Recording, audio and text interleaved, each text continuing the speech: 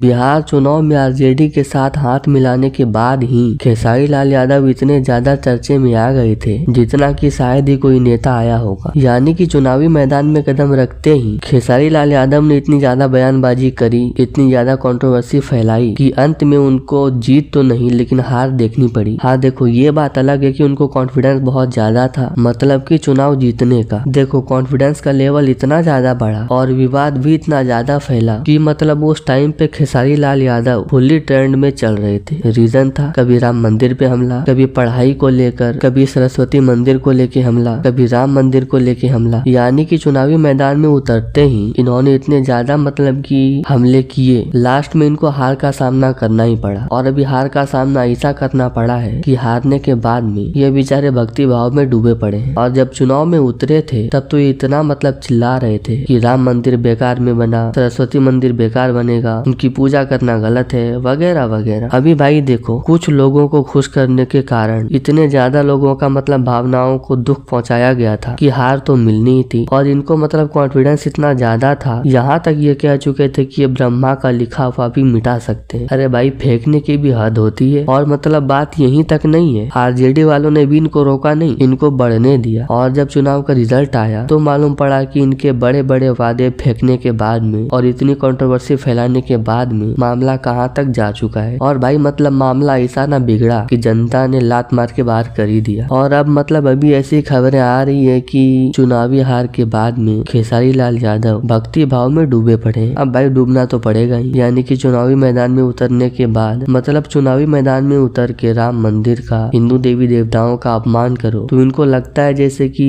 इनको गद्दी मिल ही जाएगी। अरे भाई, इतनी गलतफहमी नहीं पालनी चाहिए ना। मतलब आरजेडी के लोग, कांग्रेस के लोग इतने टाइम से मतलब कोशिश कर रहे हैं, वो लोग तो गद्दी छुड़ा ही ना पाए। और अपने खेसारी लाल को ऐसा लगता है कि ये नई नई एंट्री लेके ये सबका दिल जीत लेंगे। अरे कम से कम इतनी बयानबाजी नहीं करनी चाहिए थी। बाकी तो भैया सबके अपने अपने विचार है। और विपक्षी दलों को पता नहीं ऐसा क्यों लगता है कि राम मंदिर पे हमला करना बहुत जरूरी है। यानी कि कहीं भी कोई भी कंट्रोवर्सी फैली उसमें राम मंदिर पे विरोध होना ही होना है। वो एक मेन मुद्दा है। कोई मुद्दा मिले या फिर ना मिले, लेकिन उस मुद्दे को जरूर उठाओ ना भाई। मतलब अब तो समझ जाना चाहिए कि राम मंदिर पे इतने बवाल करने से कुछ नहीं होगा। थोड़ा खुद को बदलो तो शायद कुछ हो सकता है। अभी कांग्रेस पार्टी में बवाल मचा पड़ा है, सिद्धारमैया या फिर डीके। अब कर्नाटका में किसकी सरकार होगी वो तो कांग्रेस ही जाने, लेकिन ये बात कांग्रेस को भी नहीं पता है। और वैसे ही आरजेडी का हाल है भी। और उसी आरजेडी का साथ देने के लिए यानी कि अपने खेसारी लाल यादव चुनावी मैदान में उतरे थे और इतने मतलब बहक गए कि क्या ही बताएं। बाकी जनता ने फैसला करके बता दिया भाई कि